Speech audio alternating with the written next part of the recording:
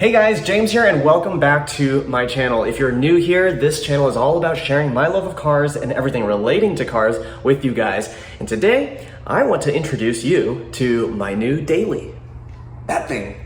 All right, so what are we looking at? This is my new 2021 Mazda CX-30. So I'm gonna take this out on a drive and tell you what I love most about this car so far and why I got it, including why some journalists have called this the budget Porsche Macan and why I agree with them.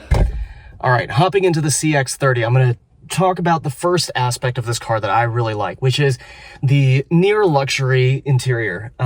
This car is priced kind of roughly the same as, say, a CR-V, but you would never mistake it for a CR-V or a RAV4 level vehicle. I've talked about this in a video before on my channel, but Mazda is kind of moving up market, right? And they're not a luxury brand. Nobody would say that Mazda is a luxury brand right now, but what is true is that Mazda is kind of a half step above Toyota or Honda or Nissan in terms of luxury. So you can see in here, the design is like super elegant, super nice. I love how simple the design is with the controls, and just everything feels really high quality, really solid when you push them. And on top of that, the Bose audio system in this premium trim level car is really good. I've had a whole bunch of cars in the past with Bose audio systems, and this one's by far the best. It's really quite clear. It's got like a punchy mid-range and a good bass without being overbearing. Bose tends to overdo the bass in their home theater systems, in their kind of systems for the house as well as for cars. Yeah, I really love the audio system in this car as well. It kind of adds to the near luxury experience of being in here. I'm a big fan of the little touches, little pieces of equipment that are in the premium level here. Like you can see the heads-up display there.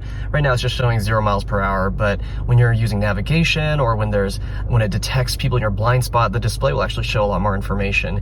And it's flickering in the video, and that's just because of the refresh rate of the video, not because of the actual display itself. And then also here we have, a frameless mirror with home link on it. I mean, it's just, these kinds of things are what add to the premium feel of this car. This is just an extremely well done interior. I love the fact that we've got kind of leather everywhere and soft touch materials, and the fact that, to me, it's actually a plus that this interior is not quite as decadent or blinged out as like a Mercedes.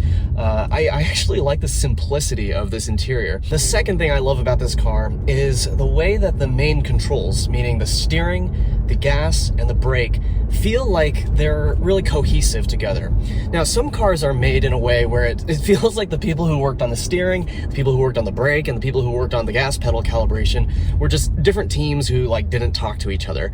And that's simply not the case with a car like this. And the very best driver's cars that I've owned, like some BMWs and Porsches, also share this trait where it seems like everything is kind of organically cohesive. In this case, the weighting of the steering, at least on the all-wheel drive model, I would say the front-wheel drive model has somewhat lighter steering, but the weight of the steering in the all-wheel drive and the amount of pressure you need to put on the gas pedal to get a certain amount of response, and with the brake pedal, same thing, it all seems to be part of the same car and the same product, right? As opposed to just different modules that were pieced together. That cohesiveness of the way the steering, the brakes, and the gas work together is something I love about this car, and is partly why I think this is kind of like a budget Macan, or Macan. I still don't know how to pronounce that.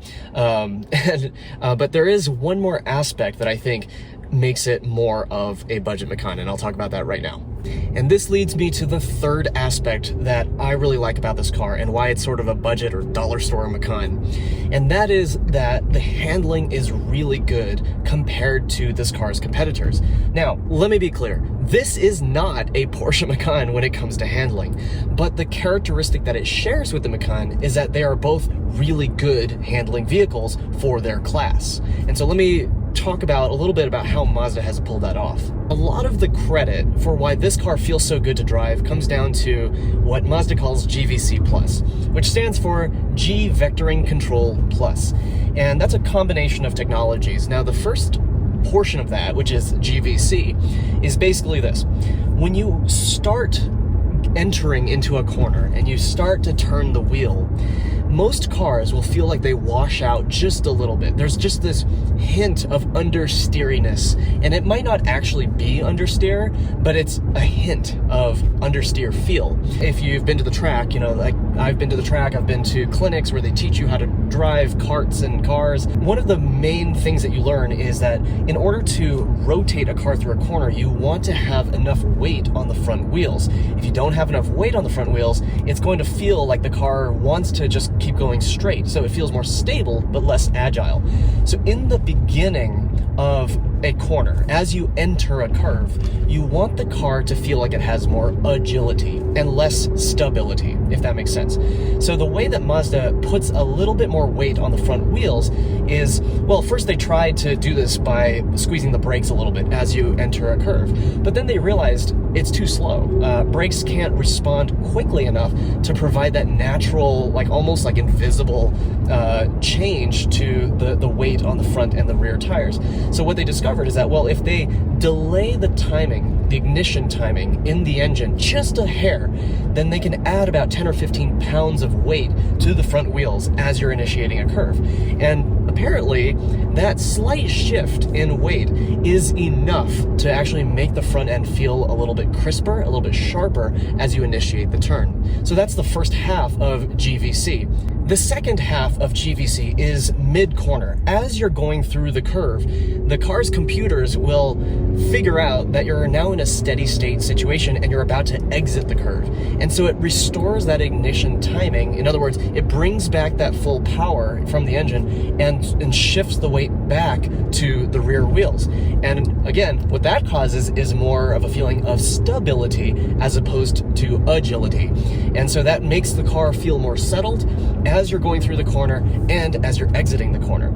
So that combination of events is what we call GVC. Now, what is the plus portion? Well, let's talk about that. This is a new feature that Mazda has added on to these kind of latest models, where when you're in the middle of the curve and you're unwinding the steering wheel as you're getting towards the exit of a corner, the car will actually apply just a little bit of braking force to the outside front wheel. So let's say we're in a right-hand turn and we're starting to exit that turn. Well, the front left tire is going to squeeze the brake just a tiny bit in order to have the car kind of straighten out.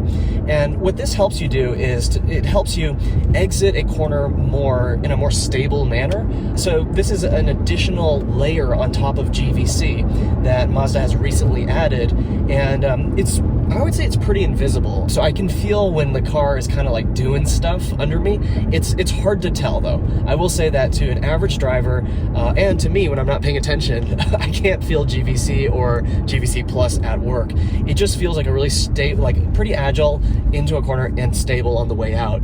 And that gives this car a really wonderful handling feel that makes it feel confidence inspiring. So there you have it. Those are the 3 reasons that I really like this car, and ultimately why I bought it. Thank you guys for joining me today on this video where I'm introducing you guys to my new daily driver, this 2021 Mazda CX-30 Premium trim level without the turbo.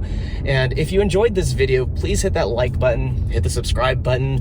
I can see from the analytics that 98% of you are not subscribed, which is totally crazy. So hit that subscribe button for more content. It really encourages me as well to continue producing content that you guys hopefully like. Again, my name is James, and thank you again for joining me, and I will see you next time.